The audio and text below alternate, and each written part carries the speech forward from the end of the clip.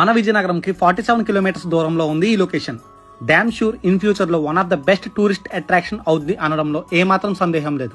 ఎందుకంటే ఒక పక్క తాటిపూడి జలాశ్రయం, ఇంకో పక్క అనంతగిరి కొండలు, అదే వైకుంఠగిరి శ్రీ అనంత వెంకటేశ్వర స్వామి దేవాలయం. నేచర్ లవర్స్ అయితే పక్కా విజిట్ చేయాలి. ఎందుకంటే ఈ టెంపుల్ కి వెళ్లే రూట్ ఉంది భయ్యా, వేరే లెవెల్ అసలు. ఆ లొకేషన్స్ లో ఉన్న నేచర్ ని ఎంజాయ్ చేసుకుంటూ ఒక పక్క కొండ లోయలు, ఇంకో పక్క పారే జలపాతాలు, భలే ఉంది రోడ్డు. ఒక విధంగా చెప్పాలంటే నేచర్ లవర్స్ కి వన్ డే అడ్వెంచరస్ ట్రిప్ అయిపోతుంది. ఈ టెంపుల్ కి ఎలా చేరుకోవాలంటే మన విజయనగరం నుంచి కాశీపట్నం చేరుకోవాలి. ఫస్ట్ కాశీపట్నం చెక్ పోస్ట్ దగ్గర రైట్ టర్న్ తీసుకోవాలి.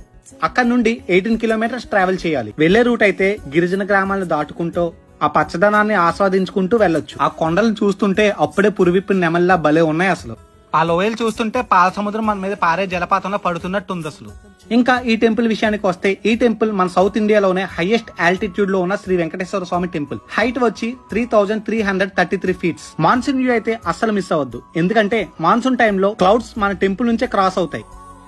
ఇంకా మూల విరాట్ విషయానికి వస్తే, ఆ అలంకారంలో వెంకటేశ్వర స్వామి విగ్రహాన్ని చూస్తుంటే తిరుమల వెంకన్న బాబు తొలిగడప దర్శనం చేసుకున్నట్టుంది. అంత అట్రాక్టివ్ గా ఉంది. So shoot, editing and explanation నా వర్క్ కంప్లీట్ చేశాం. ఇంకా లైక్స్ కొట్టి షేర్ చేసే బాధ్యత మీకు వదిలేసా. మీరు ఎవరితో విజిట్ చేయాలనుకుంటున్నారో వాళ్ళకి రీల్ షేర్ చేయండి. ఆల్రెడీ ఎవరైనా విజిట్ చేసి ఉంటే మీ ఎక్స్పీరియన్స్ ఏంటో కామెంట్ సెక్షన్ లో కామెంట్ చేసేయండి. ఉంటా, బాయ్.